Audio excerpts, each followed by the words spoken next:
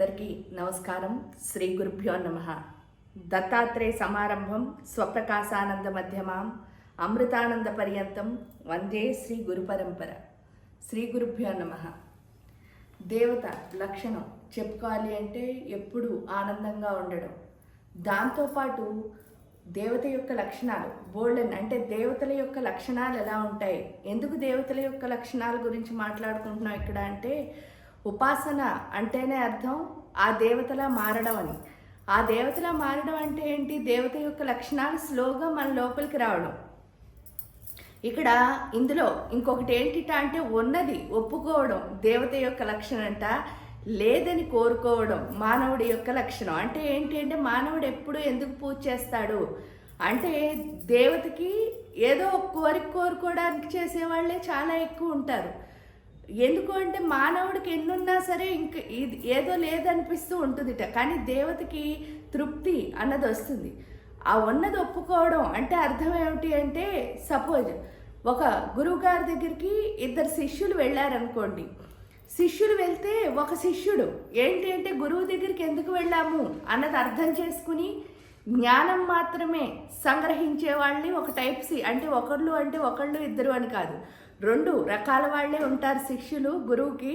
ఒక శిష్యులు ఎలా ఉంటారట అంటే, నేను ఎందుకు వెళ్ళాను అంటే జ్ఞానం నేర్చుకోవడానికి మాత్రమే అని చెప్పేసి గురువు ఇచ్చే ప్రతి జ్ఞానాన్ని తన మీద అంటే ఏంటి అంటే దాన్ని సాధన చేసి దాన్ని అనుభవంలోకి తెచ్చుకుని దాని ద్వారా తనలో మార్పు తెచ్చుకోవడమే కాకుండా ప్రపంచానికి మార్పు తెచ్చేవాళ్ళు ఒక రకమైన శిష్యులు. రెండో రకమైన శిష్యులు ఏముంటారట అంటే, గురువుగారి దగ్గరికి వెళ్ళి మొత్తం ఆయన దగ్గర ఆ పక్కనున్న ఇంకా మిగతా శిష్యుల దగ్గర అందరి దగ్గర కూడా ఏంటి అంటే ఇన్ఫర్మేషన్ మొత్తం గ్యాదర్ చేస్తారట. ఇన్ఫర్మేషన్ గ్యాదరింగ్ అయితే ఉంటుంది కానీ పనిలో అనుభవం ఉండదు. ఎందుకు అంటే వాళ్ళు సాధన ఏం చేయరు, ఎంతసేపు ఏంటంటే క్యూరియాసిటీ అంటే ఏంటి అంటే విషయ వాంఛలు అంటారు. అందుకే భగవద్గీతలో కృష్ణుడు కూడా చెప్తాడు, విషయ వాంఛల మీద ఎవరికైతే ఎక్కువ మక్కువ ఉంటుందో, ఎందుకంటే ఇన్ఫర్మేషన్ గ్యాదరింగ్ అంటే అదే. గురువు దగ్గరికి ఎందుకు వెళ్ళాను అన్నది మర్చిపోయి అక్కడ జ్ఞానాన్ని సంగ్రహించి దాన్ని సాధనలో పెట్టి అనుభవంలోకి తెచ్చుకోకపోవడం ద్వారా ఈ విషయ వాంఛల ఏమవుతుంది అని అంటే, విషయ వాంఛల మీద ఎవరికైతే ఎక్కువ వ్యామోహం ఉంటుందో అక్కడ అన్ని విషయాలు ఈ సాధన విషయాలు కూడా తెలుసుకుని నాకు అన్నీ తెలిసేమో అనుకుంటారు. నాకు అన్నీ తెలిసేమో అనుకుని ఏమవుతుంది అని అంటే, ఎప్పుడైనా నిజంగా సమస్య వచ్చిందనుకోండి, సమస్యకి పరిష్కారం ఏం చేయాలో తెలియదు, అప్పుడు భయం పుట్టుకొస్తుంది. ఎందుకంటే మనం ఏదైనా ఒక సమస్యకి వెళ్తేనే కదా భయం అనేది వస్తుంది. ఆ భయం ఎప్పుడు వచ్చిందో అప్పుడు నిజమైన జ్ఞాన సంపన్నులు ఎవరైతే అనుభవాన్ని సాధిస్తారో వాళ్ళ మీద ఆధారపడతారు. ఈ ఆధారపడినప్పుడు ఏంటి అంటే అక్కడ ప్రాబ్లం సాల్వ్ అయిందని అర్థమవుతుంది.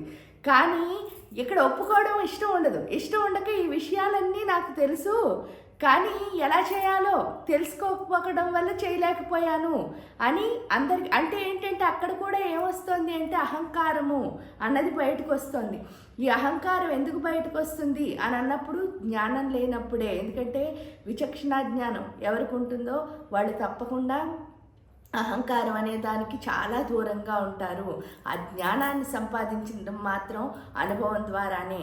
కాబట్టి ఏ గురువు దగ్గరికి వెళ్ళినా సరే ఇన్ఫర్మేషన్ గ్యాదరింగ్ మానేసి మనం చేయాల్సిన పని ఏంటి అంటే, అక్కడ గురువు చెప్పిన సాధన ఏదైతే ఉందో దాన్ని మనం చేయడం ద్వారా అనుభవం తెచ్చుకుని ఫస్ట్ మనకి మనం ఉన్నతిని సాధించడమే కాకుండా మన వల్ల ఇంకో కొన్ని ఆత్మలకి ఏంటి అంటే చక్కగా దాన్ని ఏమంటారు అంటే ఆత్మ విముక్తి ఏదైతే ఉందో మోక్షము అన్నదాన్ని ఇవ్వగలిగేవాళ్ళు. అంటే మనం మోక్షం తెచ్చుకోవడం అంటే కూడా ఏదీ లేదు, నిజంగా ఎప్పుడూ ఆనందంగా ఉండే స్థితి ఏదైతే ఉందో దాన్ని ఎవరిస్తారు అంటే గురువిచ్చిన జ్ఞానం మాత్రమే ఇస్తుంది. ఆ జ్ఞానం కూడా ఏంటి అంటే విని వదిలేయకూడదు, అనుభవంలోకి తెచ్చుకోవాలి. ఆ అనుభవంలోకి ఎప్పుడైతే తెచ్చుకుంటామో దాని ద్వారా మనం ఏం చేసినా సరే ఆ పనిలో ముందుకు వెళ్తాము. కాబట్టి మీరు ఏ గురువు దగ్గరికి వెళ్ళినా సరే ఇన్ఫర్మేషన్ మానేసి చక్కగా వాళ్ళు ఇచ్చిన సాధనలు కనుక చేయగలిగితే ముందుకి వెళ్తారు. అందరూ ఆ విధంగా వెళ్ళడానికి అమ్మవారి యొక్క అనుగ్రహం, ఆ గురువుల యొక్క అనుగ్రహం ఉండాలి అని కోరుకుంటూ అందరికీ నమస్కారం. శ్రీ గురుభ్యో నమః.